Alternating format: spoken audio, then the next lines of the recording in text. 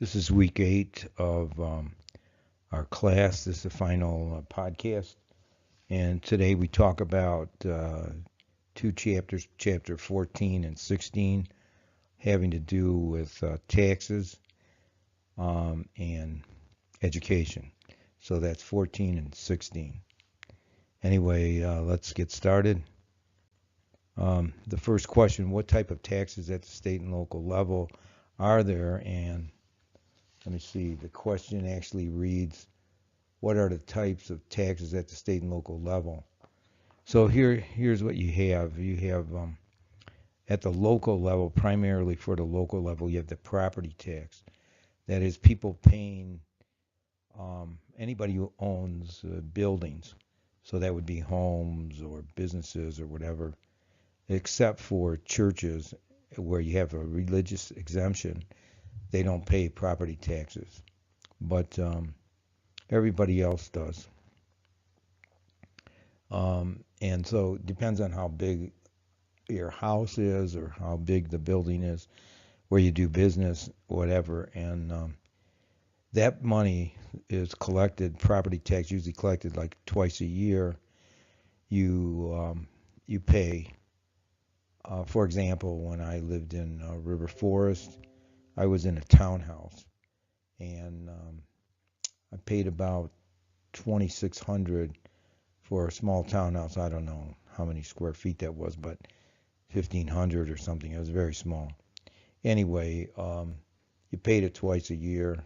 You pay it to the county clerk's office, and that money then used for all the functions of local government that we talked about in the very beginning of the class, like education, uh, streets, like streets and sanitation in Chicago, where they clean the snow and clean the streets in the summertime and all that kind of stuff. So whatever expenses, personnel, whatever the expenses are at the local level, whatever kind of things they spend money on, property taxes where they get the money. The second type of tax is the sales tax. Now the sales tax is administered by all three levels of government: national, state, and local. Classic example would be gasoline. So on a gasoline, you have about half the money that you pay in tax for a gallon of gasoline. About half of that goes to the company that has, producing the gas, and the rest goes to taxes, national, state, and local. Um, Probably in Chicago, you pay the highest amount of money for gas because there's so many local governments grabbing onto that. So, um, like I said, the property tax is the primary source of income for local government, and only local government charges that. But the sales tax, they all do, and they all take a piece of it.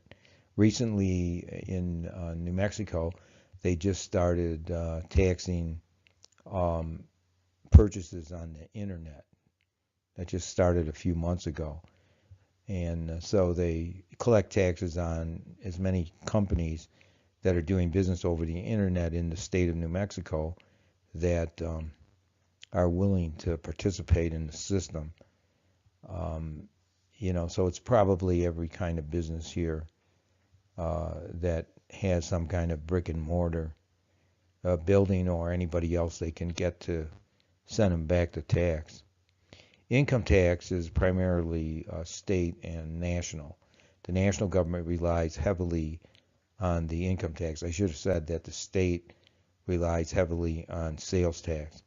So most of the money that's going to local governments coming from the property tax, most of the money that's raised by the state is coming from the sales tax, and then the income tax, most of the money raised by income tax goes to the national government. So that's basically what the breakdown is.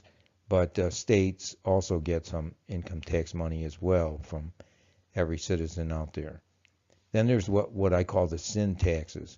And the sin taxes are tax on things that are not supposed to be necessary um, for a livelihood, and that would include essentially, historically, has included um, gasoline, cigarettes, and alcohol. So those have been the basic ones, and they're heavily taxed. Whenever you talk about sin taxes, you're talking about big, heavy sales taxes on on those kinds of items, because it's a feeling, or it always was, that this is something that it's easy to tax, because um, poor people who disproportionately pay sales tax, that is, they pay a larger proportion of their income in sales tax than do more affluent people. That's why it's called a regressive tax. Um, People who pay or getting those things, cigarettes, alcohol. I'm not sure why they still include gasoline in that. Um, those things are uh, generally considered to be non-essential, and so heavy taxes are a good idea. Even the idea that if you charge enough, and they certainly charge huge amounts of taxes on cigarettes, um, that it's also a deterrent, and that's an argument too, to raise more money, get people to be discouraging people from using the product. I'm not sure it does. Um, Cigarettes are very addictive, and so people who smoke probably can't stop, even no matter what the price is. Anyway, that's the kind of idea. And here recently, I talked about this when I did talked about taxes for the other class. That recently here we just the public just voted on a soda tax. So that'd be another kind of category, would belong in the same category, non-essential item, pop, and also something like cigarettes, where it's argued that people are obese because, in part, they drink a lot of soda, especially kids, and there's a high degree of obesity among children in the United States, unbelievable numbers of obesity of all the population. And the argument would be that if you had a soda tax, it would discourage people from drinking sugar drinks, and therefore may um, uh, reduce obesity. Kind of a silly idea, if you ask me, but nonetheless, it's out there. Another thing is gambling. Almost every state now has a lottery system, and many states have casino gambling as well. They used to have bingo games. You don't see that too much anymore, but you had some of that, and you still do. You still have some bingo, where churches and places like that, which originated bingo games, contribute a sizable portion of the money raised to the state. Now, most of that money, in terms of gambling, goes to the state government. And when they first started, they argue that the money will be used for education or some really essential function of state government, and then eventually they kind of just throw it in the general fund.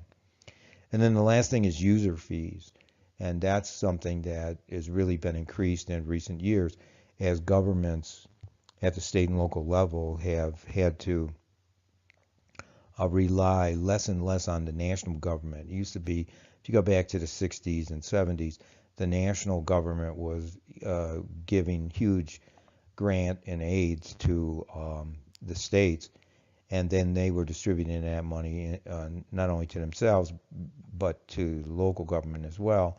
And so both became very dependent on the national government. Then along in about 1980, when President Reagan came along, this money was dramatically reduced, and states are on their own. That's why states are in part so poor these days, especially states that are poor to begin with, places like New Mexico, which were poor to begin with, and then the national government not contributing to them like they once did, and therefore they have fewer and fewer dollars, and they have to figure out how to raise more money in order to just break even, which in effect we're not doing, not breaking even. So one of the ways you do it is by increasing user fees or starting user fees in areas where once you had things for free, like for example museums.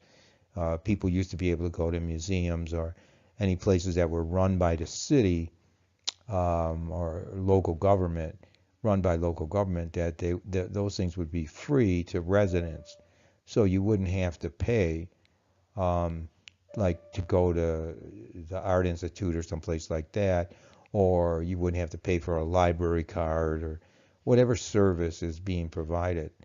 And nowadays, that's pretty rare. Nowadays, there's almost nothing free, and they're charging user fees and raising user fees all the time. And even you'll even see areas where there's something called a special assessment when the city decides they're going to put in new roads in your neighborhood, or they're going to uh, make some kind of improvement in the community, fiber optics or whatever. They'll give you a special assessment, that is all the people who are affected in that area where they're making the improvements, that what they'll do is charge them extra money. So maybe you have to pay an additional $1,000 per family or something like that. So user fees, which we kind of take for granted these days, but in effect in the old days used to be free to go to any events and activities that were paid originally paid for by taxpayers. So anyway, that's one. Second question is, what seems most appropriate at the local level? What tax seems most appropriate for local government? And here are the questions you have to consider. What is the least regressive? Now, regressive tax means that regressive meaning it's not it's a negative thing. It's you're charging more money to people who are poor and less money to people who are rich. Not in the sense that every time you go in there and to buy something, you go in a store and you buy a pack of gum, that rich people are charged less than poor people. No, that's not what they're talking about. What they're talking about is that they pay for items that are taxed with sales tax, essentially, that poor people pay a larger portion of their income than do rich people. So in effect, poor people are paying more money than rich people. That's what they mean. So sales tax is regressive. Property tax can be regressive, and for the most part it is, because a lot of older people who don't have income anymore used to have income, but when they were working, and now when they're older and retired, they don't have income. They have to pay same amounts of property tax as people who are rich who have the same home. So basically, the same size home, and you pay the same amount of money, and so that makes that tax regressive as well. The only tax that's really considered to be progressive, that is, the rich pay more and poor pay less, would be income tax. And even that is questionable, because there's a lot of exemptions in the law. They're always talking about reforming it. President Trump is talking about reforming the tax structure or income tax structure right now, but it never seems to get done.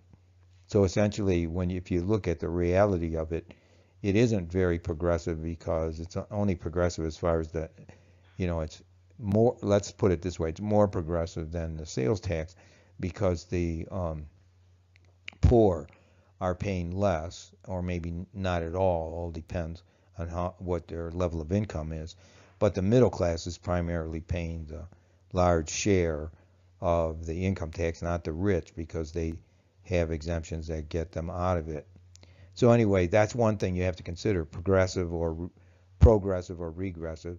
The second thing is what's politically possible. You have to keep in mind that in the 21st century, most people don't like taxes, and taxes are considered to be very negative. And whenever politicians talk about increasing taxes, they get in trouble. You can go back to President Bush, the first President Bush, not W, but his father, when he ran against President Clinton, and it was Governor Clinton then and President Bush. President Bush got in trouble by saying, "Read my lips, no new taxes," and then he raised taxes, and people just made him pay for that. And he didn't get reelected; Clinton did. So that's something to consider. How are you going to increase services or maintain services at the current levels without raising taxes? Because politicians are not going to get blamed for it, especially executive politicians like governors and presidents. I don't want to be blamed for what happens. And so the end result is they're not going to raise taxes. Like, for example, here in the state of New Mexico, the governor, Martinez, what she said the other day was that she had no intention of raising taxes, and that what she would do is she cut the pensions of public school teachers and make them pay their own contribution to pensions instead of raising taxes. So they do almost anything, alienate teachers, which is not a good thing to do. But alienating teachers, they'd rather do that than the expense of increasing taxes for the general public. The third thing is what's the easiest to collect and administer. Now, most taxes, like probably the easiest to administer would be the sales tax, because that's collected by businesses. They're not even government employees that collect those taxes and then send them into the government. So that's the easiest to administer. What's hard to administer would be the property tax, because you need assessors who go around determining how much the property's worth, and then evaluations and complaints from the public, and then concerns about that, and then there's a whole operation of appeals. So it's a very expensive operation to administer the process of property tax. Income tax is the same kind of thing. You need a lot of people collecting it, and then evaluating whether people pay the right amounts and all that sort of thing. So probably the easiest one to collect would be a sales tax. And then finally, what's most acceptable to the public, who are, as I said, discontented with taxes. So when you make up your mind, and I won't say much more than that, when you make up your own mind, you have to keep in mind all four of these things. So probably a good answer to this question, what's most appropriate, would be to address all four concepts here. What, in terms of what one you pick. Okay, I hope that's helpful. Number 3, why does it seem that the public educational system is failing us? Well, here's some reasons why I think it appears to be failing, and it seems to me in my entire adult life I've seen this. There was a report way back in the 1950s which talked about why Johnny can't read, and it was, the public educational system is failing us.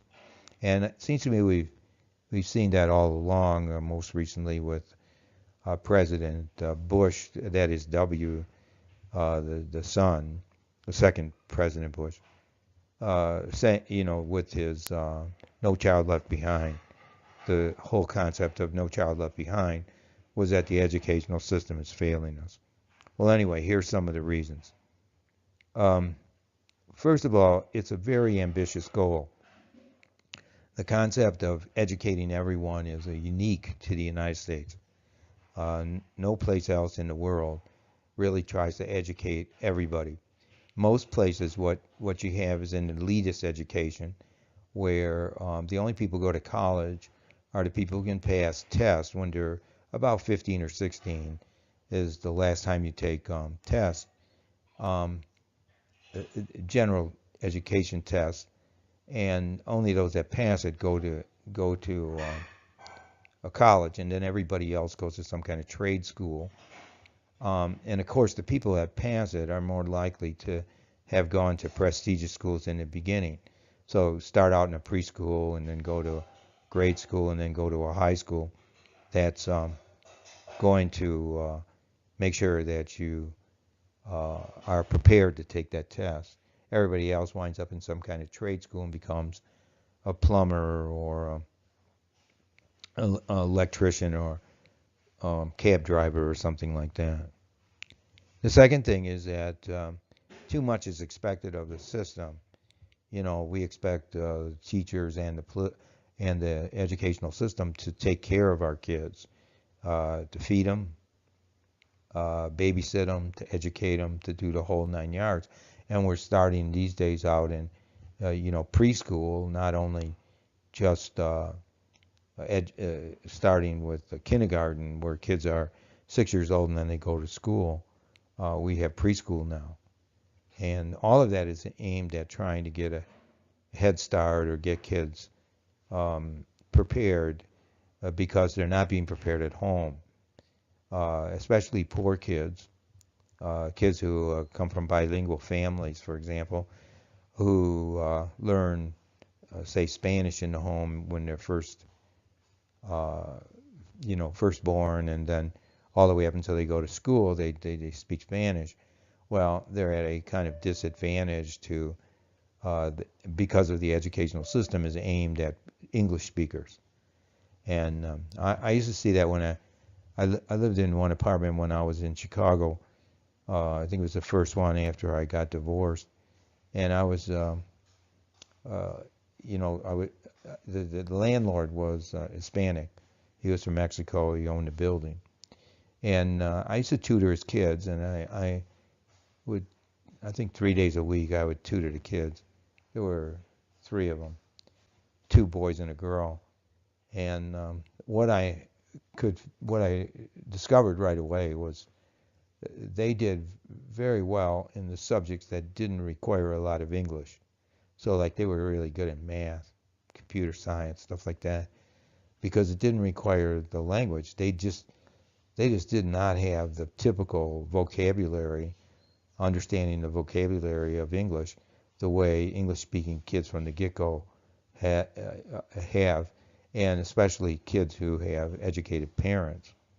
So, those kids go to school, and then we expect the school to somehow elevate them to a much higher level, and that just doesn't happen. And that kind of problem is really demonstrated here in New Mexico because the population, we have a lot of Hispanics here, we have a lot of American Indians, and they tend to be poor. And again, they tend to be bilingual, and they tend to be not nearly up to the standards of the white kind of Euro-Western educational system that we basically utilize in this country. Number 3 is teachers are limited. Teaching, I'm talking especially about teachers at the grade school and high school levels, are not considered very highly prestigious in the United States, and therefore we tend not to draw the best. The educational system of educating teachers also isn't considered the best. Like if you think about like what departments within the educational system, like when you're going to school, think about like what majors are most prestigious and which are least prestigious. I don't have to say much more to let you know what I'm trying to say, and that is that prestige is usually in stuff like pre-med or sciences or something like that. And so everybody else who's trying to make their way in the academic environment of a college is in a lower position. And teachers are generally have been that way. I think part and parcel of why that's been the case is that most, in the past anyway, most of the people who went into teaching were women, and women have been discriminated against in terms of income and all the rest. So anyway, so that's what I mean by teachers are limited. And plus, I mean, we're really demanding a lot of teachers that they bring these students up to standards when the family isn't doing it at home. Um, when I grew up, my family was poor, and they didn't really help much in terms of education. My father went to the fourth grade, and then he got a job, and hard to believe, but yeah, he got a job and he was working. He never got any more formal education than that. My mother went to, I think, 2 years of high school, um, and then she went to some kind of secretarial school later on. But she didn't finish high school. My dad didn't even finish grade school. So they weren't very helpful in terms of providing a lot of uh, preparation in the home for my education. My education was primarily, formal education was primarily um, confined to what I learned in the schools. To give you some example, they didn't read any books. There were no books in the house except for my school books and my brother and sister's books. But they didn't have any books for us to read. They didn't read to us or anything like that. So what we learned, we had to learn in school, and that's a major burden on the part of the school system, and that's what I'm talking about. So I said this already, teachers lack the prestige, and therefore it's hard to attract people, especially to grade schools and high schools where so much is demanded. Um, it's very hard on those people too, because they're criticized all the time for not raising the standards of their students. And it got even worse when we started using standardized testing. And then the last thing is that we really aren't teaching people, because we're using standardized tests, we're not teaching people to love education and to go learn on their own. One of the things that I think my generation did was we had these notions, probably got them from television and the movies, that we should be educated people, and that was going to make our life better. And so we started reading on our own. We read things, books, magazines, and so on that we could get our hands on, mainly through the library. Uh, so because and so we developed a kind of, especially when we read novels, I think you gain a real appreciation for what those authors would do and how wonderful it was to have a practice of reading. And that lasts you throughout your life. It's lifelong learning. Appreciation of learning makes you a lifelong learner. But if you're just gonna be taught to pass tests, and you just care about tests, I just want an A on a test, and then I can forget about whatever I was supposedly learned. That's not what an educational system should be doing, and unfortunately that's where we're at, especially in grade schools and high schools with so much emphasis on standardized testing. You might think about this in the future for yourself, that when you go to college, I always say, if you want to determine whether your college education took, that is, did you really learn anything, is what are you doing after you get out of college? What are you reading? What are you studying? What are you paying attention to? And if you're not reading anything other than what you have to read for work, um, I think you got to reevaluate yourself. Anyway, that's just an idea. I went off the track. The last thing is reforms in education. What are some of the reforms? Well, we're still talking about most of these, and we're still doing most of these kind of things. Vouchers, for one thing. The voucher system is the idea that instead of giving the money to public schools, um, and financing public schools that you consider to be bad public schools, just giving them money to kind of keep their same level of incompetency. You have vouchers, and vouchers are money that you give to students. It's like writing every student who is potentially going to the public school in the neighborhood. You write them a check so he can go somewhere else. So he or she can just kind of decide what school you want to go to. So you take your voucher and you spend it on whatever school you want to go to. You don't have to go to your neighborhood school. That's the idea of vouchers. And supposedly that would make the less good schools, not so good schools, better, and or make them go out of business, and everybody else would go to the good schools. It's a theory. It's just a theory. It doesn't really work in practice. There's a lot of negatives about the voucher system. I won't go into them here, but enough to say it's just a theory. When it's been tried in practice, it doesn't work so well. Standardized testing is another thing. All students should be required to take a standard test, and then they would take that test, and if they don't pass it, they wouldn't be promoted. So you have certain levels. This would be like the European system, where you have at certain times in the career of a student, he has to take a standardized test. Say you start in the 4th grade, and then again in the 7th grade, and so on. And if you don't pass these standardized tests, then you don't get promoted. And everybody's taking the same test, so it seems to be, or it's said to be, a fair test. Well, standardized testing has a lot of problems in it as well. I won't spend the time going into what some of them are, but essentially there's no real good way. Let me put it this way. There's no real good way to measure whether people learn or not. I mean, I've been teaching for 46 years, something like that. And I can tell you that students learn on their own pace, and they learn at their own level, and no standardized test can ever measure that. You may figure it out. You may figure something out 2 or 3 years after you graduate, and the standardized test didn't measure that. Or maybe the standardized test is full of a lot of trivia that somebody thinks is really important to know.